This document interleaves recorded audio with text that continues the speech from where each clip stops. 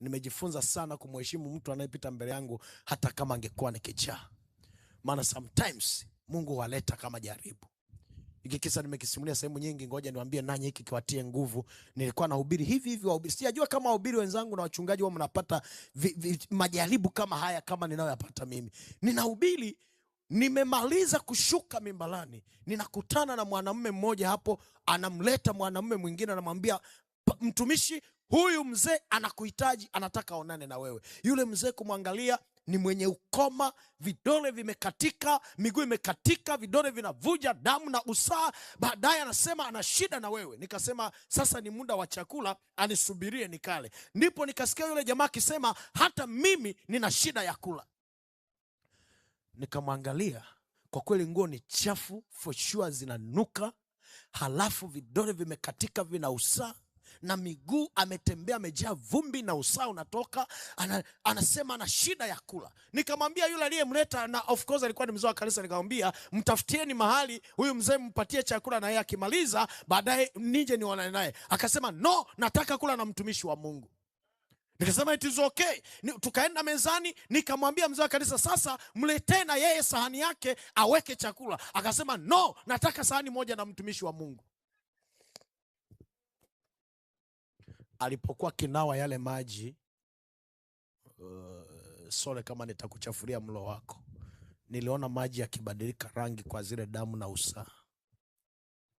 Sijajua kama umewahi kukutana na mkoma ambaye vidonda bado ni vibichi. Na the same person ndiye ninayepaswa kula naye mahali pale. Akamaliza kunawa na mimi nikanawa, akakaa, hakuanza kula, akanisubiri. Nikamshukuru Mungu, nikaona mezani kuna samaki na mboga aina ya mchicha. Nikasema thank God, samaki is to me. Nikasema sasa wewe kula samaki maana wewe ni mgeni wangu, sasa mimi nakula mchicha. Akasema mimi mwenyewe samaki zilishanichosha. Kuna wakati jaribu linakung'ang'ania mpaka unasema sasa yatosha.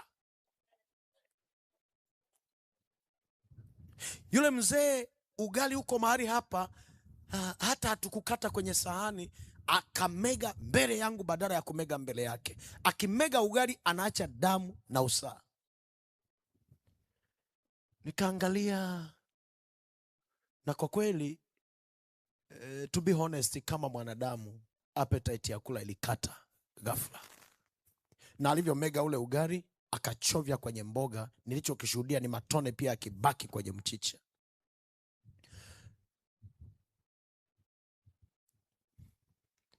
Nikasema sasa Mungu, hata kama nikujaribiana sasa ndio kwa namna hii. Unajua kuna wakati unaongea na Mungu kabisa kama unaongea na ndugu yako, naambia sasa twende tu na ukweli Mungu. Hata kama ungekuwa ni wewe sasa ungekula mahali hapa. Ndipo nikasikia ujasiri moyoni, ni kama nimenyanyuliwa kutoka kwa human being nikawa sijui ni nini.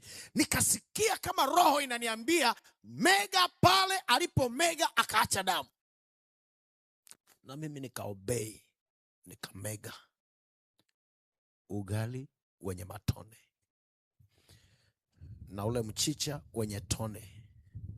What I can assure you ni kwamba hakuna tonge iliyowahi kukaa mdomoni dakika nyingi kama ile tonge katika maisha yangu.